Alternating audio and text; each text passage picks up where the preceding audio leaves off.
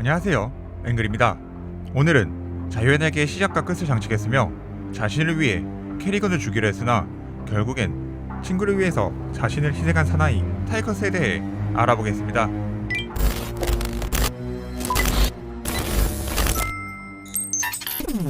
맹스크의 자치령, 아르타니스의 프로토스, 듀갈의 유이디, 코프룰루 구역을 주른다는 세력들이 모여 캐리건의 적의 군단과 맞섰으나 모든 종족들의 운명을 건 종족 전쟁의 승리는 캐리건에게 돌아갔습니다. 그러나 캐리건은 알 수 없는 이유로 잠적하였고 그 혼란스러운 상황 속에서 테란 연합을 뒤집고 자치령을 세워 황제가 된 맹스크를 상대로 자유를 위해 투쟁하는 레이너의 대립은 계속되었습니다. 그때 과거 테란 연합 시절 무법자로서 명성을 떨쳤던 한 사내가 오랜 투옥 생활 끝에 감옥을 나서게 되는데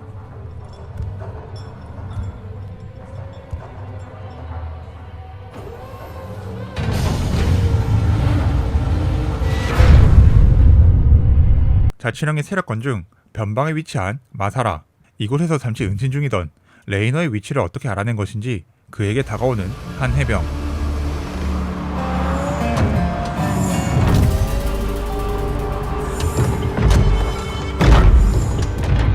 직접 보고 싶어서 말이야.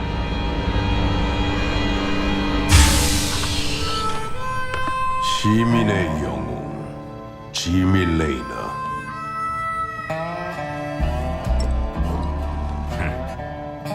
타이커스 펜들레이.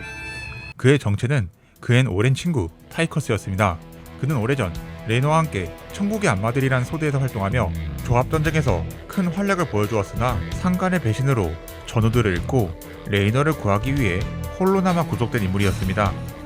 자신의 목숨을 구해준 오랜 친구와의 재회이지만 변방 행성에서 그것도 벗을 수 없는 전투복을 입은 타이커스의 등장은 레이너에게 여러 의문을 남겨두었죠. 그러고 보니 타이커스, 그 전투복하고 뗄 수 없는 사이입니까? 왜 실내에서... 그러게. 왜 지퍼라도 고장났나? 그게 내가 탈옥할 때 도움을 좀 받았는데 말이야. 뭐 공짜는 아니었다 정도로만 말해두지.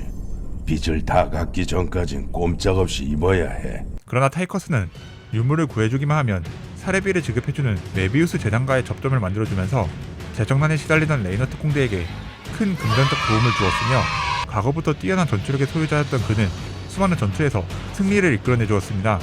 하지만 그런 그에게는 한 가지 비밀이 있었으니 그를 풀어주는 대신 해병들의 전투복인 CMC 전투복을 새로운 감옥으로 선사한 인물이 바로 맹스크였다는 것입니다. 레이너가 은신 중이던 마사라를 찾아갈 수 있었던 것도 메비우스 재단과의 연관성이 있던 것도 전부 맹스크와의 거래가 있었기에 가능한 일이었습니다. 그는 그런 비밀을 숨겨오다 과거 종족전쟁에서 모든 연합군을 괴멸시킨 저그 군단의 수장 칼날 여왕과의 최후의 전투가 끝나고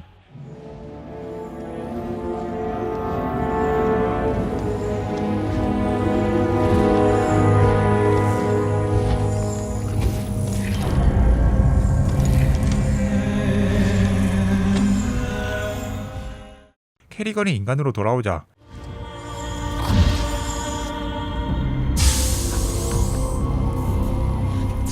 다 듣고 있나? 물을 잊지 않았겠지, 빈들레이. 지금 실행한다. 그녀에게 총구를 겨누게 됩니다. 그가 맹스크와 나눈 계약 캐리건 사살을 끝마치기 위해서. 그러나 그간의 여정은 타이커스가 방아쇠를 쉽게 당기지 못하게 만들었고 결국 그는 그의 오랜 친구의 손에 최후를 맞이합니다. 타이커스는 자유연약의 스토리 전체에 걸쳐 가장 입체적인 변화가 있어 왔습니다. 그는 원래 맹스크와의 거래를 수행하기 위해 캐리건이 누구인지 알아내고자 히페리온의 데이터베이스에 접근하기도 했으며 맷 호너한테 그 모습을 들켰음에도 태연하게 캐리건의 머리에 담뱃불을 지지는 모습을 보여주며 캐리건을 목표로 삼았음을 명백하게 보여주었습니다. 저런 여자를 다룰 때 딱 한 가지 방법밖에 없지.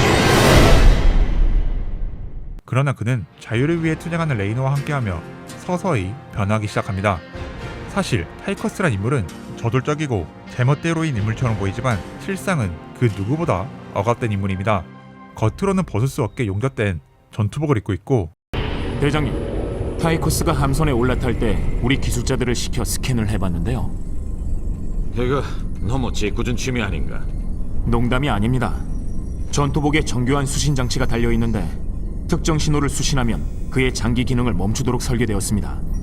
원격 생명 제어 장치인 거죠. 원격 생명 제어 장치로 인해 함부로 맹스크에 반대되는 행동을 하기가 어려운 처지에 있죠. 그런 그가 레이너와 함께하면서 레이너가 지키는 한 가지를 옆에서 지켜보게 됩니다. 수많은 사람들의 운명을 바꾸었던 선택의 자유를. 자유의 날개에선 다양한 선택의 순간이 존재합니다. 게임적으론 캠페인을 진행할 행성을 선택할 수도 있고, 스토리적으론 누구의 의견에 따를지를 선택할 수 있죠.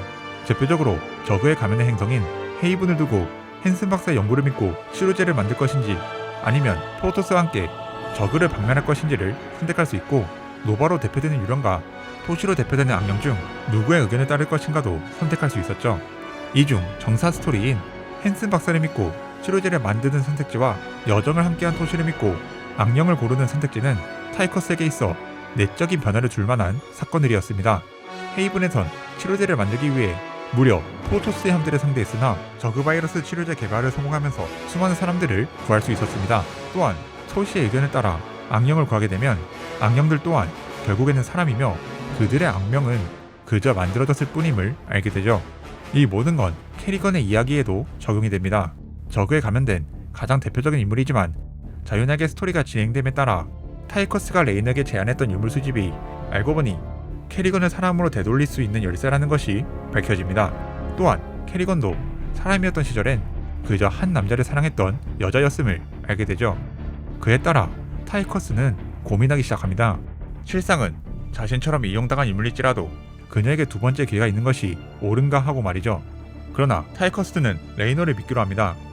캐리건이 변화한 이유, 맹스크의 악행, 그리고 레이너가 추구한 자유, 자신과 함께한 사람들에게 희망적인 내일을 보여준 레이너라면 그 두 번째 기회를 옆에서 도와줄 것임을 믿기 때문에 타이커스 본인은 캐리건을 믿지 못했을지라도 그의 친구 레이너를 믿었기에 그는 자신을 억압한 맹스크가 아닌 오랜 친구의 손에 최후를 맞이하는 선택을 합니다.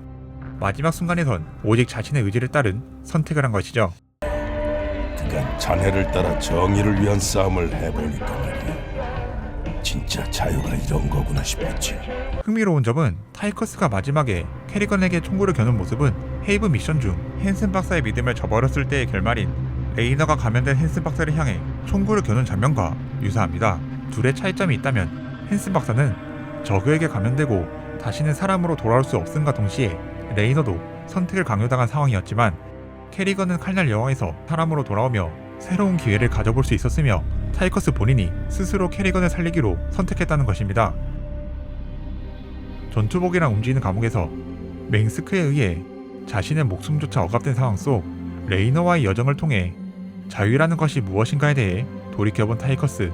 자네의 칼날 여왕님에게 점점 가까이 다가가면서 글쎄 생각대로 계획이 풀리지 않았다고 해두죠.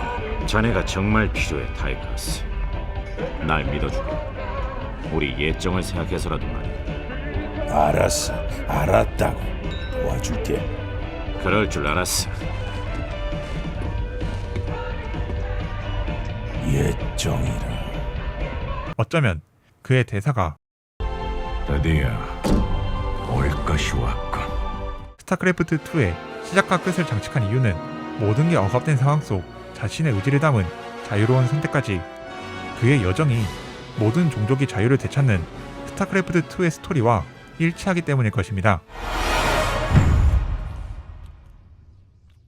드디어 올 것이 왔군.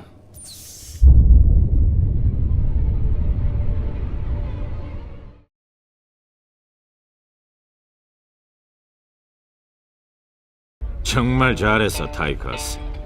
냉동고에서도 솜씨는 녹슬지 않았군. 공포와 폭력이 내 전문이잖아. 인정하지. 우린 환상의 콤비였잖아. 그래, 그랬었지.